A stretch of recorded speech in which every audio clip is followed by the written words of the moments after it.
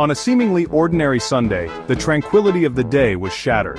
A diplomatic row erupted between the United States and Colombia, catching many by surprise. President Gustavo Petro of Colombia took the unprecedented step of barring 2 U.S. military aircraft carrying deported Colombians from landing on Colombian soil. Petro cited concerns over the treatment of the deportees, emphasizing human rights issues. This action ignited a firestorm of diplomatic tension and raised the specter of a trade war between the two nations, with potential economic repercussions. The incident highlighted the complexities of US-Colombian relations, particularly regarding immigration policies and enforcement.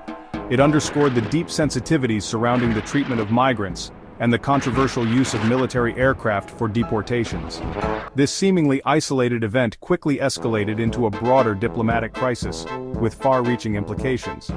Captivating the attention of media outlets and political analysts worldwide, the standoff became a focal point of international discourse. The response from the Trump administration was swift and uncompromising, reflecting a no-nonsense stance on international trade issues. In a move characteristic of his aggressive approach to foreign policy, former President Trump, via his preferred platform, Truth Social, threatened to impose a 25% tariff on all Colombian goods entering the United States. This announcement sent shockwaves through international markets and diplomatic circles. This tariff, he warned, could escalate to a staggering 50% within a week if Colombia didn't back down. The potential economic impact of such a drastic measure was a clear signal of the administration's resolve.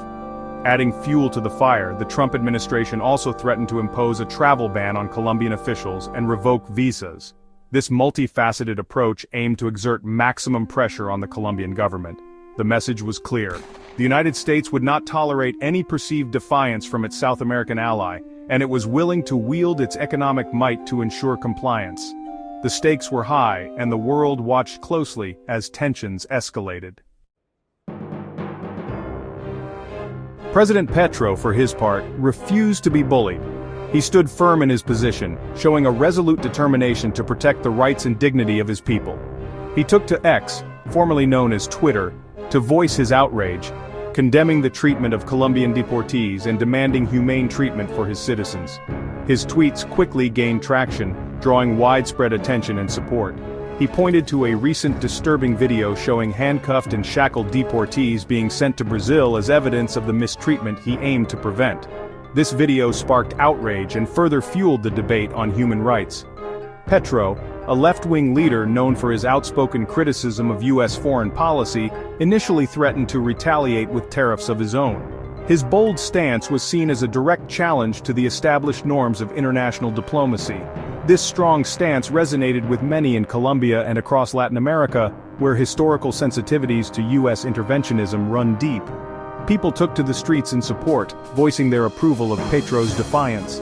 The potential for a trade war, with its devastating economic consequences for both nations, became a very real possibility.